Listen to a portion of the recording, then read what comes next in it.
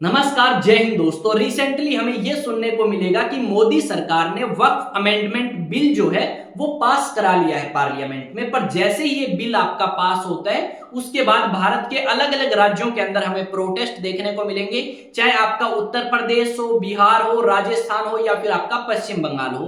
तो यहाँ पे हम जानने वाले हैं कि आखिरकार ये प्रोटेस्ट किस चीज को लेके और किस तरीके की डिमांड लोग चाहते हैं मोदी सरकार से और क्या बदलाव मोदी सरकार ने वक्फ बोर्ड में किए हैं। सब कुछ आपको क्लियर होगा, तो वीडियो को स्टार्टिंग से लेके एंड तक देखें ताकि हर एक पॉइंट को हम समझ पाएं। साथ में चैनल पे नए हैं तो चैनल को सब्सक्राइब कर सकते हैं और बेल आइकन को प्रेस कर सकते हैं। थंबनेल में लिखा गया है वक्फ बिल को लेकर बंगाल के अंदर यानी वेस्ट बंगाल में आग भड़की, राज्य में वक्फ एक्ट लागू नहीं होगा। ये बात पश्चिम बंगाल की मुख्यमंत्री ममता बनर्जी ने कही है और इस न्यूज को कवर किया है द हिंदू न्यूज़पेपर ने। अब बात करते हैं एक दो न्यूज आर्टिकल की। एक न्यूज आर्टिकल देख सकते हो, इस न्यूज आर्टिकल में इसी बात का जिक्र किया है कि मुर्शिदाबाद के अंदर प्रोटेस्ट हुए और उस प्रोटेस्ट के दौरान 3 लोग मारे गए और 150 से ज्यादा लोग अरेस्ट हुए। साथ में इस बात का भी जिक्र किया गया है कि गृह मंत्रालय के द्वारा बीएसएफ और सीआरपीएफ को तैनात कर दिया गया है मुर्शिदाबाद के अंदर और लगभग 700 जवान हैं बीएसएफ के। यहाँ पे मैप आप देख सकते हो और इस मैप में अगर आप देखोगे तो यहाँ पे ये जो ब्लैक डॉट है यहाँ पे आपको मुर्शिदाबाद नजर आएगा जो कि पश्चिम बंगाल यानी कि वेस्ट बंगाल के अंदर लोकेटेड है।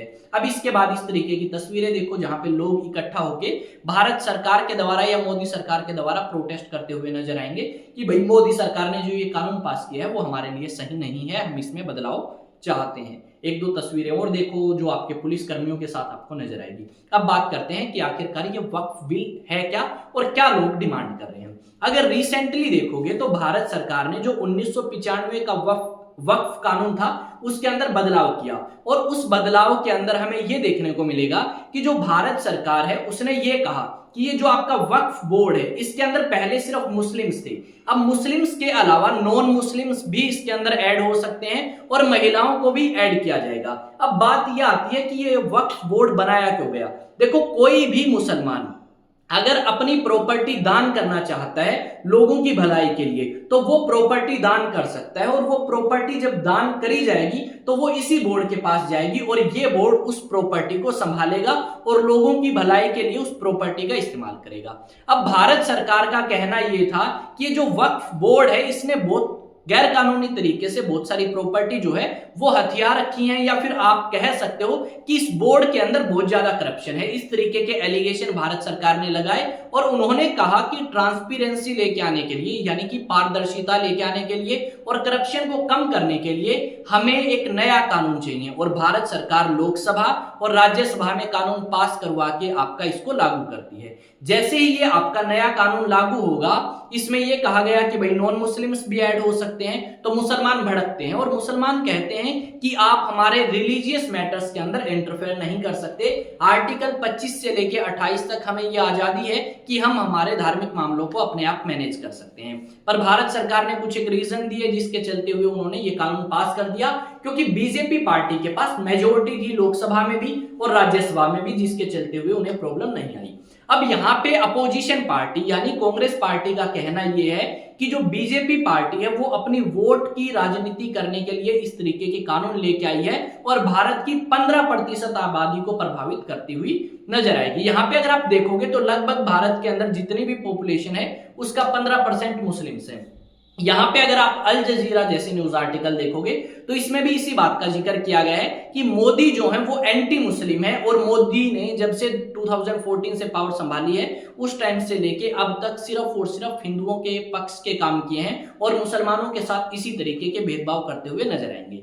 अब ये जब कानून आपका लागू हुआ तो मुर्शिदाबाद के अंदर प्रोटेस्ट हुए और उसी प्रोटेस्ट के दौरान बहुत सारे लोग आपके जख्मी हुए, बहुत सारे लोगों को अरेस्ट किया गया और कुछ लोग यहाँ पे मारे भी गए। अब ममता बनर्जी जो कि पश्चिम बंगाल यानी कि वेस्ट बंगाल की मुख्यमंत्री है उन्होंने लोगों से रिक्वेस्ट करी कि ये जो कानून आपका भारत सरकार के द्वारा पास किया है ये पश्चिम बंगाल राज्य के अंदर लागू नहीं होगा क्योंकि जितनी भी पॉपुलेशन है पश्चिम बंगाल की उसमें से 2.5 करोड़ लोग आपके मुस्लिम हैं यानी ये काफी बड़ी आबादी इस्लाम को फॉलो करती है। तो इस करके इन्होंने इस्लाम के हित की बात करते हुए ये कहा कि ये आपका लागू नहीं होगा।